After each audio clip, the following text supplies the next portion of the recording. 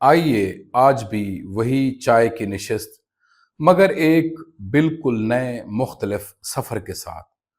آج تک ہم نے فلسفے اور مذہب کی گہرائیوں میں سفر کیا، گورجیف کے ساتھ اپنی نیند کو سمجھا، بدھ کے ساتھ دکھ کی جڑ کو دیکھا۔ آج ہم ایک بالکل مختلف دروازے سے داخل ہو رہے ہیں، ایک ناول کے دروازے سے، مگر یہ کوئی عام ناول نہیں ہے۔ ایک سوال سے شروع کرتے ہیں، کیا خدا موجود ہے؟ اور اگر خدا نہیں تو کیا سب کچھ جائز ہے؟ کیا انسان بغیر کسی اعلیٰ اخلاقی نظام کے اپنے آپ کو، اپنے بھائیوں کو تباہی سے بچا سکتا ہے؟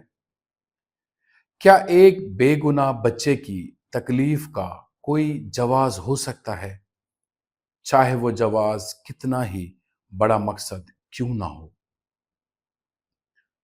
یہ وہ سوالات ہیں جو ایک روسی مصنف نے اپنی زندگی کے آخری بڑے کام میں ایک خاندان کی کہانی کے ذریعے پوچھے۔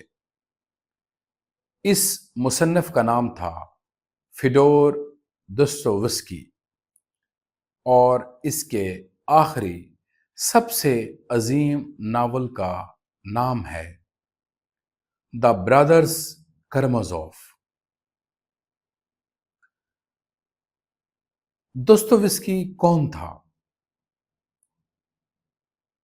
دوستویوسکی کی زندگی خود کسی ناول سے کم انٹرسٹنگ نہیں ہے۔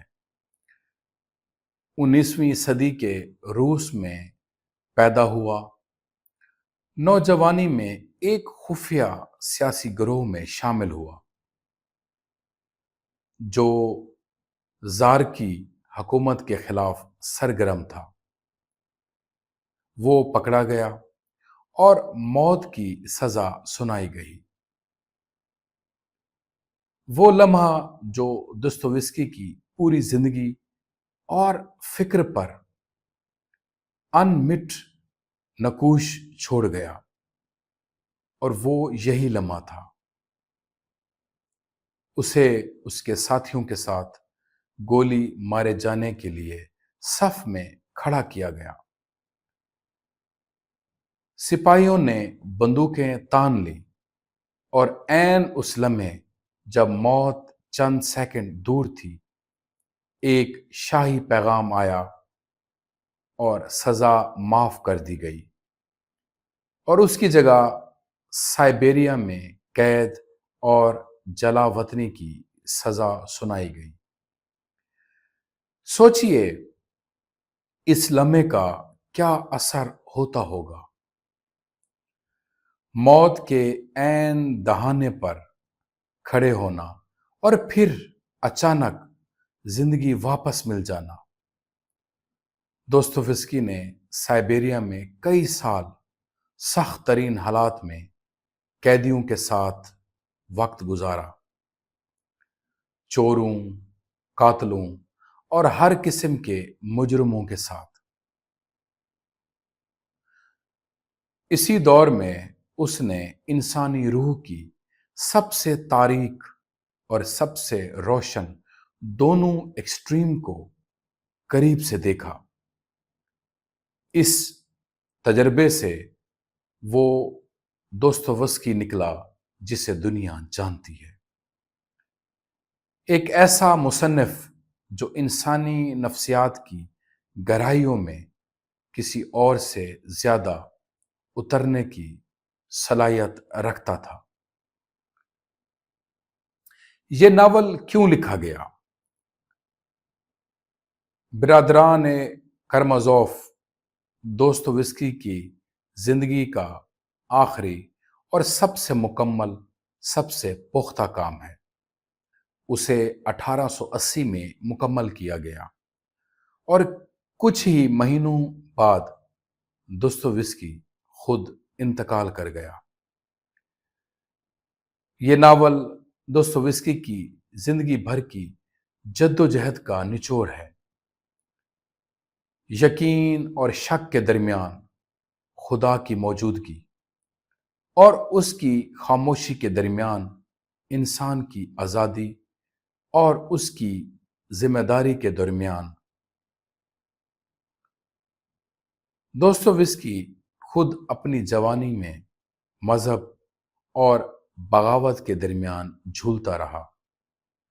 इस नावल में वो अपनी जिंदगी भर की उन तमाम कशमकशों को मुख्तलिफ किरदारों की सूरत में जिंदा करता है। सोचिए ये कितना दिलचस्प तरीका है। दोस्तों, विस्की एक फलसफियाना मजमून नहीं लिखता, वो अपने अंदरूनी सवालात को मुख्तलिफ किरदारों में तकसीम कर देता है और उन्हें एक दूसरे से मुकालमे में ले आता है, यानी डायलॉग में ले आता है। हर किरदार एक नजरिए की एक जिंदा सांस लेती आवाज है। करामाजोव खानदान का एक मुख्तसर सा तारुफ। कहानी के मरकज में एक रूसी सूबे के कस्बे में करामाजोव खानदान है। बाप फेदोर पावलिच करामाजोव एक बद किरदार, लालची, अयाश मगर अजीब तौर पर ज़हीन और दिलचस्प आदमी है। उसके 3 बेटे हैं, बाज मानों में 4 बेटे, और हर बेटा इंसानी नफ्सियात के एक मुख्तलिफ पहलू की नुमाइंदगी करता है। सबसे बड़ा बेटा दिमित्री जज्बाती, बेकाबू, फौजी मिजाज का आदमी है। जिस्म की ख्वाहिशात, शर्फ और जज्बात के दरमियान फंसा हुआ। दूसरा बेटा ऐवान है, एक तेज, सर्द, अकली तौर पर ज़हीन। वो अक्ल और मंतक का नुमाइंदा है और खुदा के वजूद पर सबसे गहरे, सबसे तकलीफ दे सवाल उठाता है। सबसे छोटा बेटा एल्यूविशा। एल्यूविशा सबसे छोटा बेटा एक नर्म, रूहानी, मोहब्बत भरा नौजवान है जो एक खानकाह में एक बुजुर्ग दाना मंक की सोबत में वक्त गुजारता है। और एक चौथा गैर रस्मी किरदार भी है, समरदियाकोफ, जिसे फेदोर का नाजायज बेटा समझा जाता है और जो नौकर के तौर पर घर में काम करता है। सोचिए ये कितना खूबसूरत ढांचा है। जिस्म यानी दमित्री, ऐवान अकल, एल्यूशा रूह और एक पुरस्रार पस मंजर में छुपी हुई तारीकी समरदियाकोफ। ये सिर्फ 4 अलग लोग नहीं, ये बहुत गहरे मानों में एक ही इंसान के 4 मुख्तलिफ पहलू हैं। एक कत्ल और उसके पीछे का सवाल नावल की कहानी एक कत्ल के गिर्द घूमती है। बाप फिदोर पावलोच कत्ल हो जाता है और शुबा सबसे बड़े बेटे दमत्री पे जाता है, जिसका अपने बाप से पैसे और एक औरत के मामले पर शदीद झगड़ा रहा था। मगर जैसा कि हम इस सीरीज में देखेंगे, ये नावल महज एक जासूसी कहानी नहीं। कत्ल का मुअम्मा सिर्फ एक बैरूनी ढांचा है जिसके अंदर दोस्तोयेव्स्की इंसानी जिम्मेदारी के सबसे गहरे सवालात को छुपाता है। क्या सिर्फ वो शख्स मुजरिम है جس نے اپنے ہاتھ سے ضرب لگائی؟ یا کیا وہ لوگ بھی کسی نہ کسی درجے میں ذمہ دار ہیں جنہوں نے اپنے خیالات، اپنی خواہشات یا اپنی خاموشی سے اس قتل کی زمین تیار کی؟ یہ سوال، جیسا کہ ہم آگے دیکھیں گے، خاص طور پر ایوان کے گرد ایوان کے کردار کے ذریعے نہایت گہرائی سے اٹھایا جاتا ہے، کیونکہ ایوان اپنے ہاتھ سے کوئی جرم نہیں کرتا، مگر اس کے خیالات، اس کے فلسفے شاید بلا واسطہ طور پر اس قتل کی راہ ہموار کرتے ہیں۔ یہ ناول اتنا اہم کیوں سمجھا جاتا ہے؟ برادرز کرامازوف کو دنیا بھر کے بے شمار بڑے مفکرین اور مصنفین نے انسانی ادب کی چوٹی کی تخلیقات میں شمار کیا ہے۔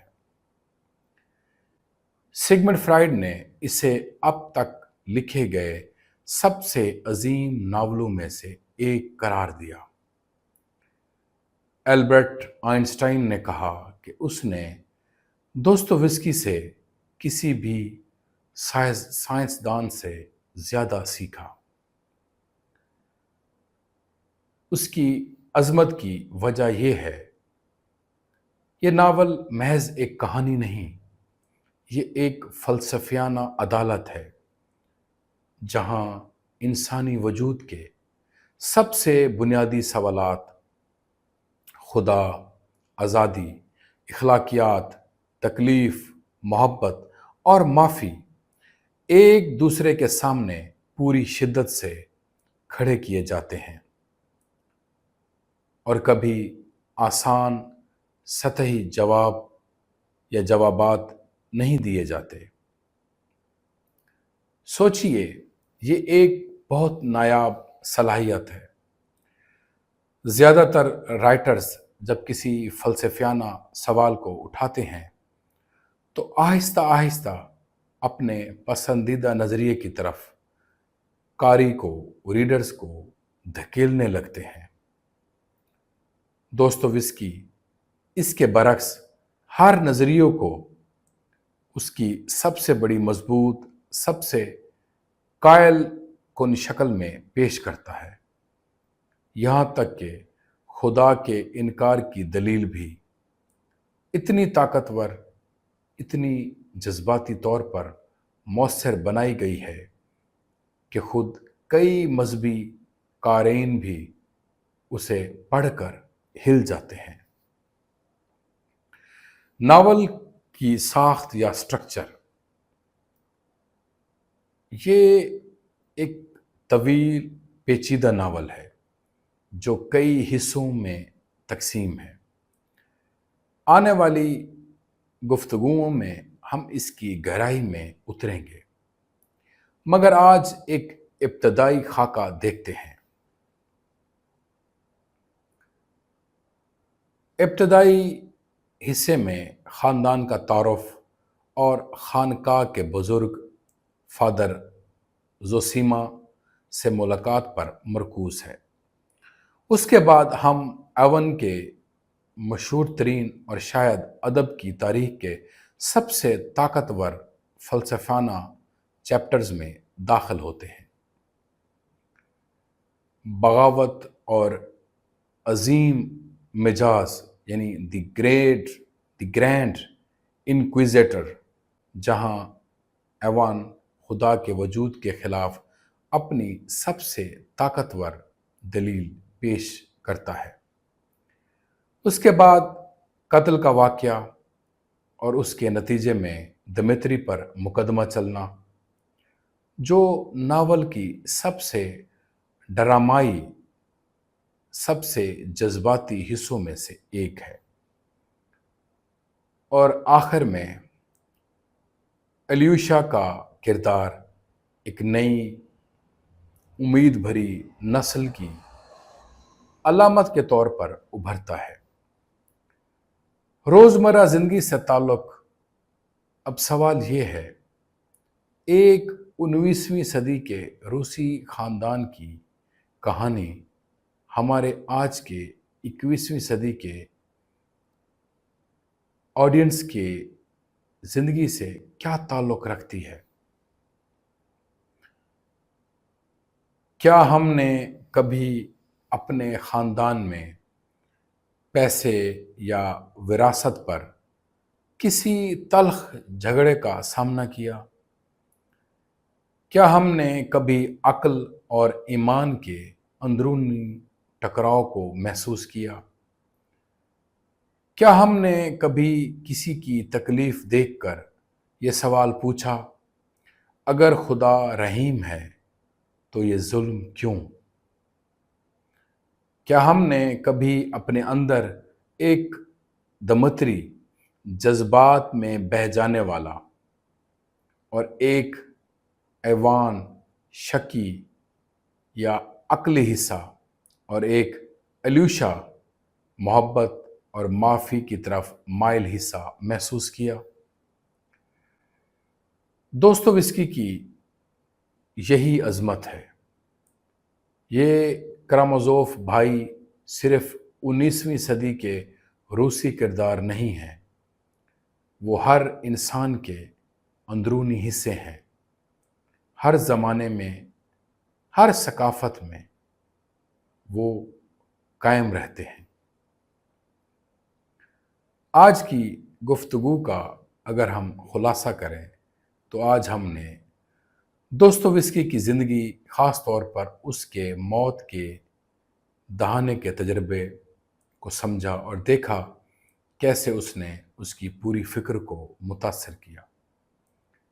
ہم نے کرامازوف خاندان سے تعارف حاصل کیا، باپ اور 3 بیٹے جو جسم، عقل اور روح کی نمائندگی کرتے ہیں۔